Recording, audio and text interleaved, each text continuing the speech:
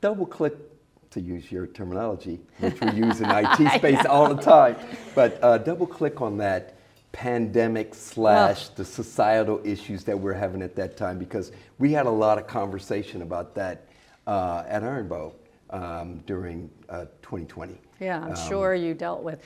We did. The one thing about a crisis that I learned, so I was around for the Y2K, the SNL crisis of the late 80s, obviously the Sarbanes-Oxley crisis that affected my profession when Enron went under, and then Arthur Andersen went under, and then obviously the financial crisis. The one thing I always remembered about crisis is the decisions you make are going to stick with you for decades, and you'll be talking about them. But also, all your weaknesses get amplified, but it's also the moment to fix them, because in this case, everybody else was in crisis. So you could actually take the opportunity to fix it. So we're faced with the pandemic and the racial crisis, and what happens?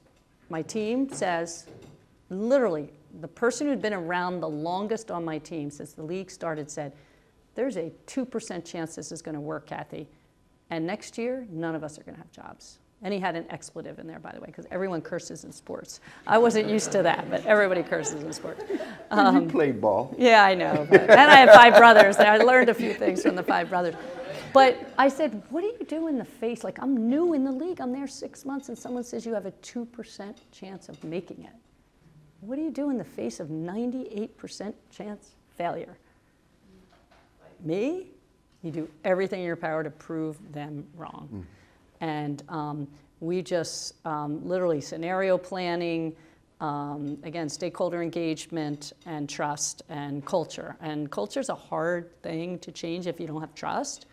So you got to build that trust, and then culture change is easier. And we got it done. Not one of our players got COVID. And they also, during the Jacob Blake incident, they stopped playing.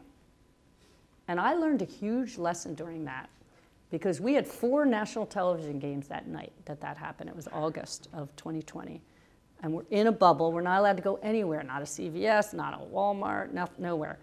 And we're sitting there, and we go to the arena, and I'll never forget, it was Washington and Atlanta, and there was a Washington player standing, and I walk in, and you thought it was a funeral.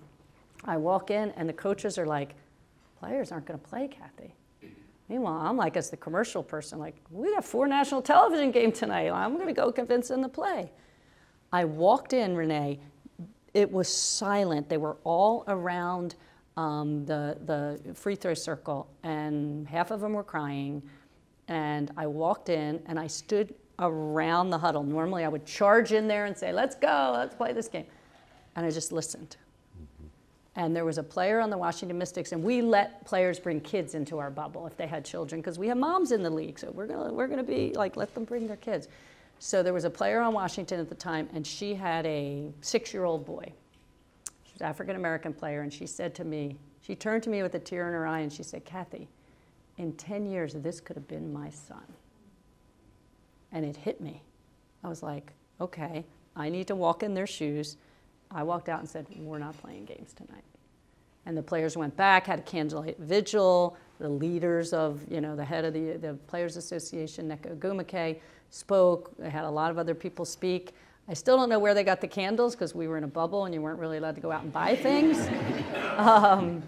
But it was a moment, at least as a leader, where I listened, like I normally wasn't going to listen. Let's go.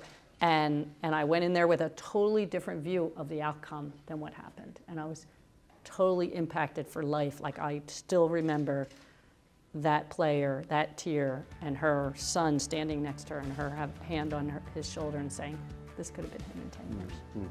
Amazing. Powerful.